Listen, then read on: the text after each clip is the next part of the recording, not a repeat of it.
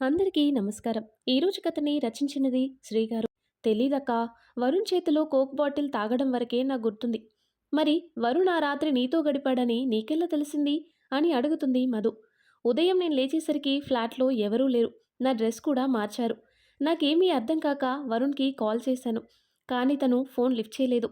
తల బరువుగా అనిపించడంతో సోఫాలోనే కూర్చున్నా. అప్పుడే కాలింగ్ బెల్ మోగడంతో తలుపు తీసి చూశాను. వరుణ్ క్లాస్మేట్ మాలతి వచ్చింది. తానే చెప్పింది వరుణ్ నైట్ నాతోనే ఉన్నాడని, కేవలం నన్ను పొందటం కోసమే ఈ ప్రేమ నాటకం ఆడాడని. కానీ నేను నమ్మలేదు. వరుణ్తో మాట్లాడాలని తన రూమ్కి వెళ్ళాను. అప్పుడే తెలిసింది తనంటే ఏమిటో. మహా తన దుఃఖాన్ని అదుపు చేసుకోలేకపోతుంది. మధు ఒడిలో తలపెట్టుకుని ఏడుస్తుంది. కాసేపటికి అలానే నిద్రపోతుంది మహా. తనని అక్కడే పడుకోబెట్టి బయటికి వస్తుంది మధు. వరుణ్ బయటే నిలబడి మహా మాటలు వింటూ ఉంటాడు. కృష్ణకి ఫోన్ చేసి రమ్మని చెప్తుంది మధు. ఏంటి మధు, ఈ టైంలో రమ్మన్నావు చెప్తుంది. కృష్ణ ఆలోచనలో పడతాడు. నేననుకున్నదే నిజమైంది వరుణ్. ఏమంటున్నావురా? నీకో విషయం చెప్పలేదు వరుణ్. కాలేజ్లో ఎంక్వైరీ చేసినప్పుడు తెలిసింది. నువ్వు మహా ఆ రోజు రాత్రి కలిసి గడిపారని ఎవరో పుకార్లు పుట్టించారు. మహా కాలేజ్కి వెళ్ళినప్పుడు ఆ పోస్టర్స్ చూసి ఏడుస్తూ ఉండిపోయింది. అప్పుడే మీ బ్యాచ్లో ఒకడు మహా దగ్గరికి వెళ్ళి నైట్ మత్తులో ఉన్నప్పుడు నువ్వు మహాతో గడిపావని, ఇంకా పోస్టర్స్ కూడా నీ పనే అని నమ్మించాడు. నీ బెస్ట్ ఫ్రెండ్ కావటం వల్ల మహా కూడా ఈజీగా నమ్మేసింది. వాడెవడో కరెక్ట్గా తెలియదు కానీ వాడి ఇంటెన్షన్ ఒకటే, మీ ఇద్దరిని విడదీయటం. ఒకవేళ ఫ్యూచర్లో మీరెప్పుడైనా కలిసినా మహా నిన్ను ద్వేషిస్తూనే ఉండాలని ఇలా ప్లాన్ చేశాడు. ఇదంతా నీకెలా తెలుసు కృష్ణ? మీ కాలేజ్ క్యాంటీన్లో ఒక పెద్దాయన ఉంటాడు, నీకు గుర్తుందా? ఆయన చెప్పాడు. ఆ రోజు వాడు మహాతో మాట్లాడిందంతా ఆయన విన్నాడు. మహా ఏడుస్తూ అక్కడి నుండి వెళ్ళిపోయాక ఒక అమ్మాయి వచ్చిందంట అక్కడికి. ఇంకా వరుణ్ మహా జీవితంలో కలవరు. నువ్వు హ్యాపీగా ఉండు అని చెప్పిందంట వాడితో. కానీ ఆ పెద్దాయనకి వాడి పేరు తెలీదు. కానీ మనిషిని చూశాడు. మరి నా గ్యాంగ్లో వాడే అని ఎలా చెప్తున్నావు? ఆ పెద్దాయనకి వాడి పేరు తెలీదు కానీ నువ్వు తెలుసు వరుణ్. వరుణ్తోనే కలిసి తిరిగేవాడని ఆయనే చెప్పాడు. ఇదంతా ఎవరు చేశారో తెలీదు. మహా నన్ను నమ్మట్లేదు. ఇప్పుడేం చెయ్యాలరా అంటాడు వరుణ్. ఇందులో మహా తప్పులేదురా. ఏ ఆడపిల్లైనా తన క్యారెక్టర్ మీద మచ్చపడితే భరించలేదు వరుణ్. కానీ మహాకి తన క్యారెక్టర్తో పాటు తన శీలం మీద కూడా మచ్చపడింది. తను ఎంత మదనపడి ఉంటుందో ఒక్కసారి ఆలోచించు. జరగందాన్ని జరిగినట్టు క్రియేట్ చేశారు. అది కూడా నువ్వు స్వాతిని రైల్వే స్టేషన్లో దిగబెట్టి తిరిగి వచ్చే సమయంలోనే ప్లాన్ చేశారు. కృష్ణ, నువ్వు చెప్పేది నమ్మలేకపోతున్నాను. కానీ మహాకి ఎలా నచ్చ చెప్పాలి? మధు బాధపడుతూ ఉంటుంది. మీరు తనకేం చెప్పద్దు. మనం చెప్పినా తను నమ్మదు. ఆ రాత్రి మా ఇద్దరి మధ్య ఏం జరగలేదని ఎవరు చెప్తే తను నమ్ముతుందో వాళ్ళతోనే చెప్పిద్దాం. ఎలా వరుణ్? అది నేను చూసుకుంటాను మధు. నువ్వు టెన్షన్ పడకు. అలాగే మహా దగ్గర నన్ను సమర్థించేలా మాట్లాడకు. ఈ సమయంలో తనకి నీ సపోర్ట్ అవసరం ఉంది. సరే వరుణ్ అంటుంది మధు. నాకు నమ్మకం ఉంది. మీ ప్రేమ నిజం కాబట్టి దేవుడు మీ ఇద్దరిని మళ్ళీ కలిపాడు. అలాగే నిజం తెలిసేలా చేశాడు. అవును మధు, మనం డిటెక్టివ్ని పెట్టడం మంచిదైంది. అతని సహాయం వల్లే ఇది ఎవరో ప్లాన్ చేశారని తెలిసింది. లేకపోతే మనం కూడా మహాలానే వరుణ్ణి అపార్థం చేసుకుని ఉండేవాళ్ళం. ముగ్గురు కాసేపు ఏమీ మాట్లాడకుండా మౌనంగా ఉండిపోతారు. వరుణ్ మహాని తన రూమ్కి తీసుకువెళ్ళు. అది నేల మీదే నిద్రపోయింది. మహాని బెడ్ మీద పడుకోబెట్టి పక్కనే కూర్చుంటాడు. తన తల నిమురుతూ, సారీ మహా, నువ్వు నన్ను దూరం పెడుతుంటే కోపం అనుకున్నాను. కానీ నీ మనసులో ఇంత బాధ ఉందని ఊహించలేకపోయాను. కానీ నేను ఏ తప్పు చేయలేదు. ప్రామిస్, మన పెళ్లిలోపు అంతా సరిదిద్దుతాను అని మనసులోనే బాధపడుతూ బయటికి వచ్చేస్తాడు వరుణ్. మధు, జాగ్రత్త, మేం బయలుదేరతాం. సరే కృష్ణ. వరుణ్ణి తీసుకుని వెళ్ళిపోతాడు కృష్ణ. వరుణ్ ఇంటికి చేరుతారు ఇద్దరు. రూమ్లో కూర్చొని ఆలోచిస్తూ ఉంటారు. తెలియట్లేదు కృష్ణ. ఆ ఫొటోస్ వల్లే మహా నా మీద కోపంగా ఉంది అనుకున్నా. కానీ తన మనసులో ఏముందో అర్థం చేసుకోలేదు. ఫొటోస్ అంటే గుర్తొచ్చింది. మీ కాలేజ్లో తీసిన ఫొటోస్ ఏమైనా ఉన్నాయా? ఉన్నాయి. ఎందుకు? తీసుకునిరా చెప్తాను అంటాడు కృష్ణ. వరుణ్ ఆల్బమ్ తెచ్చి కృష్ణకి ఇస్తాడు. ఫొటోస్ అన్నీ నిశితంగా పరిశీలిస్తూ ఉంటాడు కృష్ణ. కృష్ణ, పడుకోరా, చాలా లేట్ అయింది అంటాడు వరుణ్. నువ్వు నిద్రపో వరుణ్, నేను కాసేపు ఆగి పడుకుంటా అంటాడు కృష్ణ. సరే అని వరుణ్ నిద్రకి ఉపక్రమిస్తాడు. ఉదయాన్నే మహాకి మెలకువ వస్తుంది. రాత్రి జరిగిందంతా గుర్తొచ్చి అలానే ఆలోచిస్తూ ఉండిపోతుంది. ఇంతలో మధు తన గదిలోకి వస్తుంది. మహా, నిద్ర లేచావా? వెళ్ళి ఫ్రెష్ అయ్యిరా, టిఫిన్ చేద్దామంటుంది. మహా ఏమీ మాట్లాడకుండా తలదించుకొని మౌనంగా ఉండిపోతుంది. మహా పరిస్థితి అర్థమవుతుంది తనకి. నువ్వు తప్పు చేయలేదని నాకు తెలుసు మహా. ఇలా తలదించుకోవాల్సిన అవసరం లేదు. నువ్వెప్పటికీ నా చెల్లెలివే. అక్క, ఈ విషయం అమ్మకి తెలియనివ్వకు. తెలిస్తే నేను బ్రతకలేను. మహా, ఏంటా మాటలు? అమ్మకే కాదు ఇంకెవరికీ తెలీదు. నువ్విలా ఎప్పుడూ మాట్లాడకురా. మహాని దగ్గరికి తీసుకొని ఓదారుస్తుంది మధు. సరే, ముందు ఫ్రెష్ అయ్యిరా. మహా బాత్రూంలోకి వెళ్ళిన తర్వాత మధు బయటికి వస్తుంది.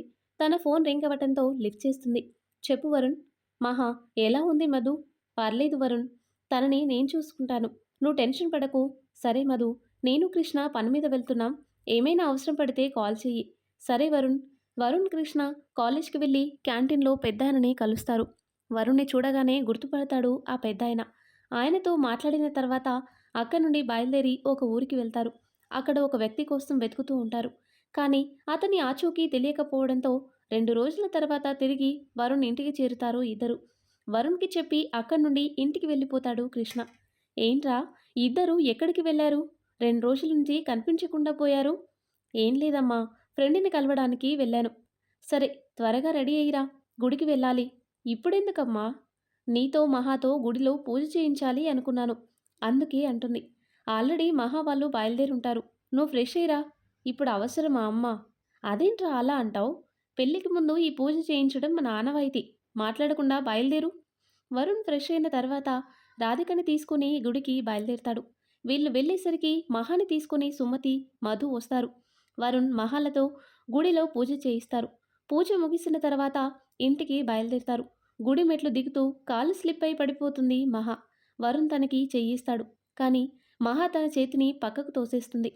మహా పిన్ని, రాధిక ఆంటీ వెనుకనే ఉన్నారు. వాళ్ళు చూస్తే బాగోదు. మధు తనకి నచ్చి చెప్తుంది. మహాని చూసిన రాధిక సుమతి దగ్గరికి వస్తారు. మహా, ఏమైంది?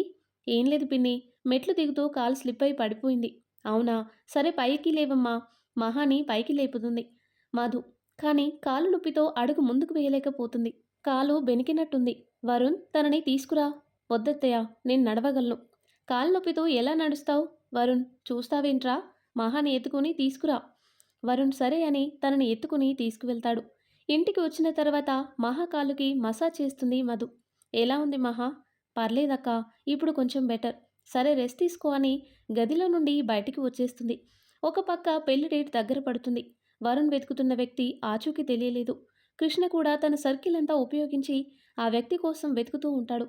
మహా పూర్తిగా వరుణ్తో మాట్లాడడం మానేసింది. క్షణం ఒక యుగంలా గడుస్తుంది వరుణ్కి. ఏం చేయాలో అర్థం కావటం లేదు. మధుని, మహాని పెళ్లి కూతుర్ని చేస్తారు. ఇద్దరూ పైకి నవ్వుతున్నారు కానీ మనసులో మాత్రం అలజడిగా ఉంది. అందరూ ఆశీర్వదించి వెళ్తున్నారు. భగవంతుడా, ఏదో ఒకటి చేసి మహాకి నిజం తెలిసేలా చెయ్యి. తను ఇలా ఉంటే నేను కూడా సంతోషంగా ఉండలేను అని దేవుడికి నమస్కరిస్తూ వేడుకుంటుంది మధు. వరుణ్, కృష్ణ కుటుంబాలతో సహా విడిదింటికి వస్తారు. 2 రోజుల్లో పెళ్లి. కానీ 2 జంటల్లోనూ సంతోషం లేదు. నిజమైన ప్రేమకి దేవుడి సహకారం ఎప్పుడూ ఉంటుంది. అది ముమ్మాటికి నిజం. ఆ సమయంలోనే నిజంగా దేవుడు పంపించినట్టుగా స్వాతి అక్కడికి వస్తుంది. మహాని చూడగానే ఆప్యాయంగా హత్తుకుంటుంది. స్వాతిని చూడగానే మహామొహంలో నవ్వు కనిపిస్తుంది. ఏంటి, చెప్ప పెట్టకుండా పెళ్లి చేసేసుకుంటున్నావు? కనీసం నీ పెళ్ళికి కూడా నన్ను పిలవ్వా అంటుంది స్వాతి. నువ్వెక్కడ ఉన్నావో తెలిస్తే కదా చెప్పడానికి. నాకు చాలా సంతోషంగా ఉంది మహా. నువ్వు వరుణ్ మళ్ళీ ఒక్కటయ్యారు. మహా కంగారుగా చుట్టూ చూస్తుంది. ఎవరి పనుల్లో వాళ్ళు బిజీగా ఉన్నారు. స్వాతిని తీసుకుని రూమ్లోకి వెళ్తుంది మహా. స్వాతి, అక్కడ విషయాలు ఏమీ ఇక్కడ మాట్లాడొద్దు ప్లీజ్ అంటుంది. ఏమైంది మహా? అసలు నువ్వు వరుణ్ణి వదిలేసి ఎందుకు వెళ్ళిపోయావు అని అడుగుతుంది. తన గురించి నాతో మాట్లాడకు స్వాతి. నన్ను మోసం చేశాడు.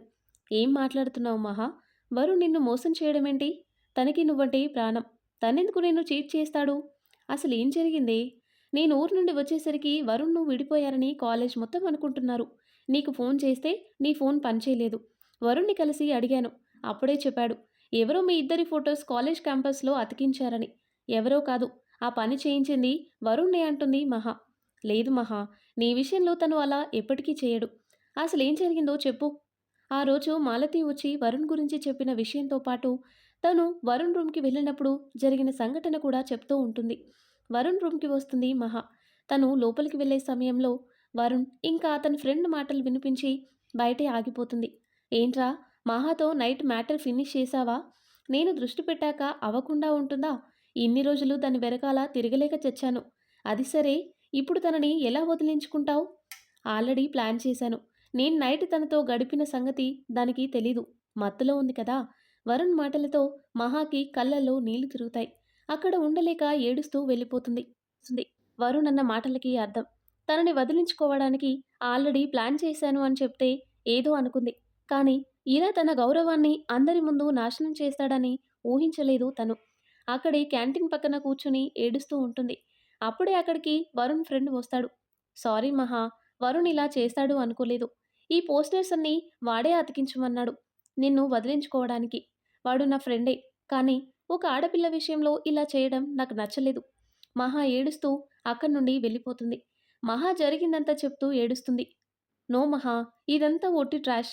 ఇదంతా చూస్తుంటే ఎవరో కావాలనే చేసినట్టున్నారు అంటుంది స్వాతి. ఏమంటున్నావు స్వాతి? మహా, ఆ రోజు రాత్రి వరుణ్ నీతో గడిపాడన్నది పచ్చి అబద్ధం. ఎందుకంటే ఆ రోజు రాత్రి నేను కూడా ఫ్లాట్లోనే ఉన్నాను. నువ్వు స్పృహ తప్పిన తర్వాత వరుణ్ నిన్ను ఫ్లాట్కి తీసుకువెళ్ళాడు. వెంటనే నాకు ఫోన్ చేసి చెప్పడంతో నేను ఫ్లాట్కి వచ్చేశాను. నువ్వు స్పృహలో లేవని, ఏమైనా అవసరమైతే నేను ఇబ్బంది పడతానని వరుణ్ హాల్లోనే పడుకున్నాడు. ఉదయాన్నే నాన్నకి హార్ట్అటాక్ అని ఫోన్ వచ్చింది. వరుణ్ నన్ను రైల్వే స్టేషన్లో డ్రాప్ చేసి వెళ్ళిపోయాడు. స్వాతి, నువ్వు చెప్తుంది నిజమేనా అంటుంది మహా. అవును మహా, నువ్వు వరుణ్ రూమ్కి వెళ్ళే టైంకి అయితే వరుణ్ నాతోనే రైల్వే స్టేషన్లో ఉన్నాడు. నేను ట్రైన్ ఎక్కే వరకు అక్కడే ఉన్నాడు. మరి రూమ్లో వరుణ్ మాటలు వినిపించాయి అంటుంది మహా. లేదు మహా, ఎక్కడో తేడా జరిగింది. ఎందుకంటే మా నాన్నకి బాలేదని వచ్చిన కాల్ ఫేక్ కాల్. నేను ఊరు చేసేసరికి నాన్న బానే ఉన్నారు. ఫోన్ గురించి అడిగితే మా వాళ్ళు ఎవరూ చేయలేదని చెప్పారు. ఎలాగో వెళ్ళాను కదా అని ఒక 10 డేస్ ఉండిపోయాను. అంటే నేను విన్నది, చూసింది అంతా అబద్ధమేనా అంటుంది మహా. మహా, ఒక విషయం చెప్పు. నువ్వు వరుణ్ రూమ్కి వెళ్ళినప్పుడు రూమ్లో నువ్వు వరుణ్ణి చూసావా అని అడుగుతుంది స్వాతి. లేదు, నేను బయటే ఉన్నాను అంటుంది మహా. ఆ మాటలు విని అక్కడి నుండి వెనక్కి వచ్చేశాను. నాకు రాంగ్ కాల్ రావటం, వరుణ్ మాట్లాడినట్టు మాట్లాడి నిన్ను నమ్మించడం, ఇంకా ఆ ఫొటోస్ క్యాంపస్లో అతికించడం, ఇదంతా చూస్తుంటే ఎవరో కావాలనే చేసినట్టుంది. అది కూడా మిమ్మల్ని విడదీయాలని చేశారు. ఇది మహా. కానీ ఒక్కటి మాత్రం నిజం. వరుణ్‌కి నువ్వంటే చాలా ఇష్టం. నువ్వు దూరమయ్యాక తను ఎంత బాధపడ్డాడో నాకు తెలుసు. ఆ రోజు రాత్రి వరుణ్ నీతో గడిపాడు అన్నది అబద్ధం. ఎందుకంటే నీతో పాటు ఉన్నది, నీ డ్రెస్ మార్చింది కూడా నేనే. వరుణ్ చాలా మంచివాడు. మహా, నీ విషయంలో తను తప్పు చేయడు. స్వాతిని హత్తుకుంటుంది మహా. చాలా థ్యాంక్స్ స్వాతి. నువ్వొచ్చి చాలా మంచి పని చేశావు. నిజం చెప్పి నా ప్రేమను నాకు దక్కేలా చేశావు.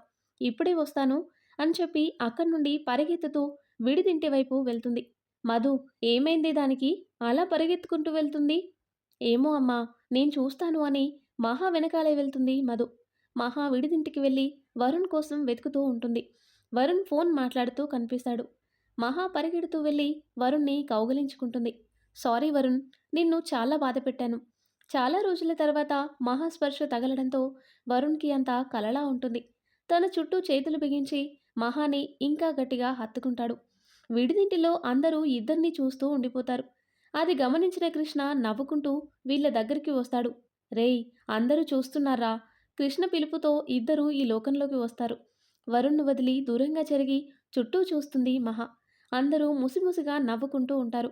మహా సిగ్గుతో అక్కడి నుండి ఇంటికి వచ్చేస్తుంది. చాలా రోజుల తర్వాత మహా సంతోషంగా ఉంది. మహా, నిన్నింత సంతోషంగా చూసి ఎన్ని రోజులైంది? చూసావా, వరుణ్ ఏ తప్పు చేయలేదు. అవునక్క, బాబాయ్ చెప్పింది నిజం. ప్రేమలో నిజం, అబద్ధం అనేవి ఉండవు. మన నమ్మకమే నిజమైన ప్రేమని మనకిస్తుంది. వీళ్ళిద్దరూ మాట్లాడుకుంటూ ఉండగా వరుణ్ అక్కడికి వస్తాడు. మధు, నువ్వు బయటికి వెళ్ళాలి అంతే కదా? వరుణ్ నవ్వుతాడు.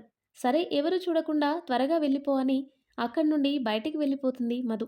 మధు బయటికి వెళ్ళిన తర్వాత వరుణ్ణి కౌగిలించుకుంటుంది మహా. ఏంటి మేడం, సడన్గా ఇంత మార్పు? స్వాతి కలిసింది. ఓ, అంటే నీ ఫ్రెండ్ చెప్తే గాని నా మీద నమ్మకం కలగలేదన్నమాట. సారీ వరుణ్. పోవే, నీ సారీ ఎవడికి కావాలి? మరేం కావాలి అంటుంది మహా. మహా నడుం పట్టుకొని దగ్గరికి తీసుకుంటాడు వరుణ్. తన పెదవులపై ముద్దు పెట్టబోతూ ఆగిపోతాడు. ఏమైంది? ఒక్కసారి ముద్దు పెడితేనే 4 ఏళ్ళు దూరమయ్యావు. మళ్ళీ పెడితే ఏమవుతుందో అని అంటాడు వరుణ్. మహా నవ్వుతూ వరుణ్ పెదవులని అందుకుంటుంది. వరుణ్ కూడా తనని గట్టిగా హత్తుకుంటాడు. ఇన్ని రోజుల ఎడబాటు ఇద్దరి మధ్య తరుగుతుంది. ఊపిరాడట్లేదు వరుణ్ అని వరుణ్కి దూరంగా జరుగుతుంది మహా. నువ్విన్ని రోజులు నన్ను దూరం పెడితే నాకు ఇలానే ఉండేది మహా. నిన్ను చాలా బాధ పెట్టాను కదా అంటుంది మహా. లేదు, ఇప్పుడు నువ్విచ్చిన ఈ ముద్దుతో అన్నీ మర్చిపోయాను. మహా సిగ్గుపడుతుంది. ఇద్దరూ అక్కడే కూర్చొని మాట్లాడుకుంటారు. వరుణ్, ఇదంతా ఎవరు చేశారు? చేసింది గౌతమ్. వాట్? కానీ దానివల్ల అతనికేంటి లాభం? అయినా నీకెలా తెలుసు? నువ్వు చెప్పిన తర్వాత ఇదంతా ఎవరు చేశారో అని తెలుసుకోవటం మొదలుపెట్టాను. మన కాలేజ్ క్యాంటీన్‌లో పెద్దాయనని కలిసాం. అతనికి ఆల్బమ్ చూపించి అడిగాం. అతను గౌతమ్‌ని చూపించాడు. కృష్ణ, నేను గౌతమ్‌ని పట్టుకొని అడిగాం. ఏమన్నాడు వరుణ్? అంటుంది మహా. చెప్పడం మొదలుపెడతాడు వరుణ్. కృష్ణ గౌతమ్‌ని వెతుకుతూ అతన్ని పట్టుకుంటారు. ఎందుకురా ఇలా చేశావు? నిన్ను ఎంతగానో నమ్మాను. ఫ్రెండులా నా పక్కనే ఉంటూ నన్నే మోసం చేస్తావా? నన్ను మహాని దూరం చేయాల్సిన అవసరం నీకేంటి? ఎందుకంటే నేను మహాని ప్రేమించాను కాబట్టి అంటాడు గౌతమ్. వాట్? ఏం మాట్లాడుతున్నావురా? నీకంటే ముందే నేను మహాని ఇష్టపడ్డాను. కానీ నువ్వు మధ్యలో వచ్చి తనని నీ ప్రేమలో పడేశావు. కానీ మహా ఇష్టపడింది నన్ను అంటాడు వరుణ్. తెలుసు. అయినా ఏదో ఒకటి జరిగి మీరిద్దరూ విడిపోతారని ఎదురు చూశాను. కానీ అలా జరగలేదు. నువ్వు మహాని తాకిన ప్రతిసారి అక్కడే నిన్ను చంపేయాలి అనేంత కోపం వచ్చేది. కానీ అదుపు చేసుకున్నాను. మీ ఇద్దరిని ఎప్పుడూ గమనిస్తూ ఉండేవాడిని. ఆ రోజు మీరు గుడికి వెళ్ళినప్పుడు మీకు తెలియకుండా ఫాలో అయ్యాను. అప్పుడే నువ్వు మహాని కిస్ చేశావు. భరించలేకపోయాను. అప్పటి వరకు మహా మీద నాకున్న ప్రేమ ద్వేషంగా మారింది. ఎలా అయినా మీ ఇద్దరిని విడదీయాలి అనుకున్నాను. అప్పుడే ఫొటోస్ తీసి టైం కోసం ఎదురు చూశాను. పార్టీలో మహా స్పృహ తప్పి పడిపోవడం, నువ్వు తనని తీసుకుని ఫ్లాట్‌కి వెళ్ళడం చూశాను. అప్పుడేరా అంత ప్లాన్ చేశాను. స్వాతి వాళ్ళ నాన్నకి హార్ట్‌అటాక్ అని ఫోన్ చేయించాను. నువ్వు తనని తీసుకుని వెళ్ళగానే నా ప్లాన్ మొదలుపెట్టాను. మాలతిని మహా దగ్గరికి పంపి నైట్ తను మత్తులో ఉన్నప్పుడు నువ్వు తనని అనుభవించావని చెప్పాను. తను నమ్మదని నాకు తెలుసు. అందుకే తను మన రూమ్‌కి రావడం చూసి నీ వాయిస్‌లో రికార్డ్ చేసిన మాటలు మహా వినేలా చేశాను. తను పూర్తిగా నమ్మింది. కానీ మహా నిన్ను కలిస్తే నువ్వు చెప్పేది ఖచ్చితంగా నమ్ముతుంది. అందుకే ఆ రోజు తీసిన ఫోటోస్ కాలేజ్ క్యాంపస్‌లో అతికించాను. నా ప్లాన్ వర్కౌట్ అయ్యి మహా తిరిగి నీ మొహం కూడా చూడకుండా వెళ్ళిపోయింది. వాడి మాటలకి వరుణ్ కోపంతో వాడిని కొడతాడు. వరుణ్, నువ్వు నన్ను ఏం చేసినా సరే మహా నిన్ను క్షమించదు అంటాడు గౌతమ్. మొన్న కలిసినప్పుడు నువ్వే చెప్పావుగా, పెళ్లి సెట్ అయినా గానీ మహా నిన్ను నమ్మడం లేదని. అది ఎప్పటికీ నిన్ను నమ్మదు అంటాడు గౌతమ్. వరుణ్ కోపంతో పిడికిలి బిగిస్తాడు. కృష్ణ వరుణ్ణి వారించి గౌతమ్‌ని పోలీసులకి అప్పగిస్తాడు. అది జరిగింది. ఇంత జరిగిందా? కానీ నువ్వు నాకు ఎందుకు చెప్పలేదు అంటుంది మహా. నువ్వు నా మాట వినిపించుకుంటే కదా. వాడినైతే పట్టుకున్నాం గానీ నీకు నిజం తెలిసేలా ఏం చేయాలో అర్థం కాలేదు. కానీ స్వాతి నిజంగా దేవతలా వచ్చింది. నేను రాలేదు, కృష్ణ తీసుకొచ్చాడు అంటుంది స్వాతి. స్వాతి మాటలు విని వెనక్కి తిరుగుతారు ఇద్దరు. స్వాతి, మధు, కృష్ణ అక్కడ నిలబడి ఉంటారు. కృష్ణ, నీకు స్వాతి ఎలా కలిసింది? నువ్వే చెప్పావుగా స్వాతి ఆ రోజు మహాతో ఉందని. స్వాతి చెప్తేనే మహా నమ్ముతుంది అనిపించింది. అందుకే తన గురించి వెతికాను. ఫేస్బుక్‌లో తన మెయిల్ అడ్రస్ తీసుకుని మెయిల్ చేశాను. తను నన్ను కాంటాక్ట్ చేసింది. వెంటనే విషయం చెప్పి తనని ఇక్కడికి రమ్మని చెప్పాను. చాలా థ్యాంక్స్ రా. నీ వల్లే మహా నాకు దక్కింది. సరే, ఇంక మీరు విడిదింట్లోకి వెళ్ళండి. తెల్లారితే పెళ్ళి కదా. అప్పుడే వెళ్ళాలా? మహా కళ్ళలోకి చూస్తూ అడుగుతాడు వరుణ్.